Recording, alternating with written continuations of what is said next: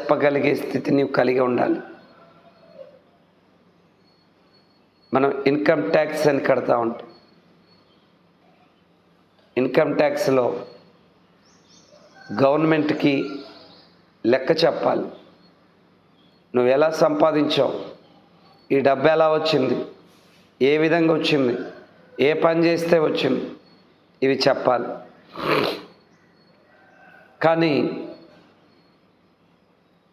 చెప్పే రాసే రాతలు అన్నీ కూడా వాస్తవ విరుద్ధంగా రాస్తారు. అందులో నిజాయితీ ఉండదు. యథార్థంగా మనకి ఎక్కడి నుంచి వచ్చిందో చెప్పరు. సో ఇవన్నీ ఈ లోకంలో చెల్లుబాటు అవుతాయి.